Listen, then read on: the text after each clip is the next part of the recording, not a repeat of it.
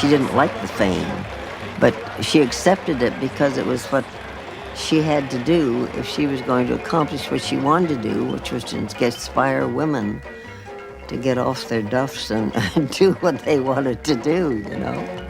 When Amelia Earhart circles the globe and comes flying home again. May I say one thing? It does not take courage so much to go as it does interest in the task.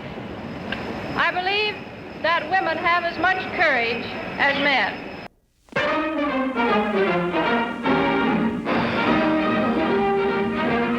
The round-the-world ladybird and her crew, ready for an adventure that nobody has ever tried before.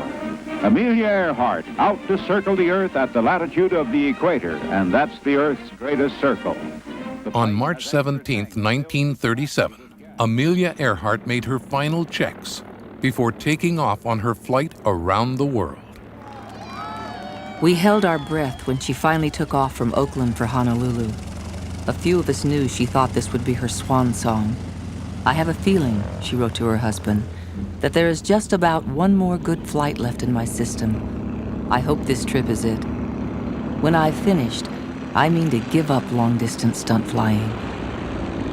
If any of our sex can make it, Amelia's the girl. The fast ship had been checked for the 27,000-mile flight, and it was on to Honolulu.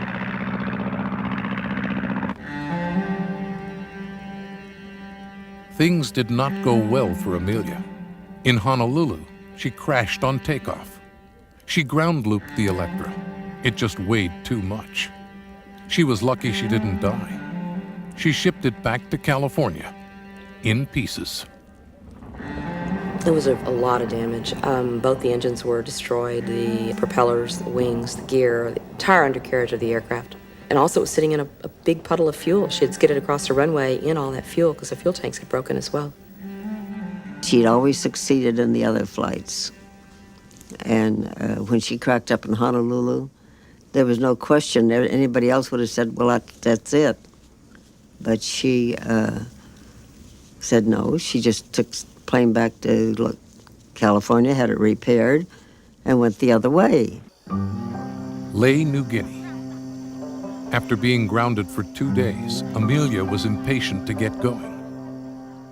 The Electra stands ready for her longest hop, weighted with gasoline and oil to capacity. Finally, on July 2nd, Amelia felt the weather was as good as it would ever be, and so she took off. Her takeoff at Lae was very difficult. It was amazing that she handled the airplane as well as she did and even got off. She went off the edge of the runway, and the plane actually dropped back down. And I believe as she went out of sight, there were witnesses that said that she was no more than 100 feet above the water. She was so heavy. Amelia was flying the biggest challenge of her trip, the longest leg, the heaviest fuel load, heading for a tiny landing spot amid miles and miles of open sea, Howland Island. Amelia's problem really was finding Howland Island, and Howland Island was so small, it's so tiny, and it's has no elevation, less than 20 feet of elevation, a half mile wide, 2 miles long, in the middle of nothing. There were not good points at which to be able to judge that she was on track, so she had to use only the celestial navigation. If it was cloudy, then she couldn't do that. The island was not in the right place on the charts. In the early morning, Amelia was bound eastward across the lonely mid-Pacific. Several hours later, she was gone.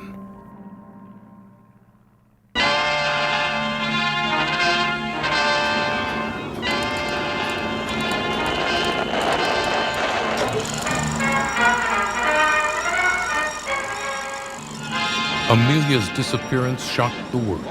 It was front-page news everywhere, and it motivated the largest sea hunt in history.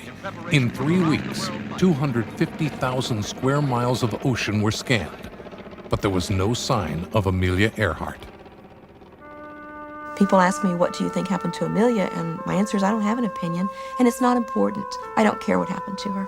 It doesn't matter anymore. What we care about and what we should focus on is her accomplishments, the things that she gave to the world. Before she took off, Amelia wrote to her husband, Please know that I am quite aware of the hazards. I want to do it because I want to do it. Women must try as men have tried. When they fail, their failure must be but a challenge to others.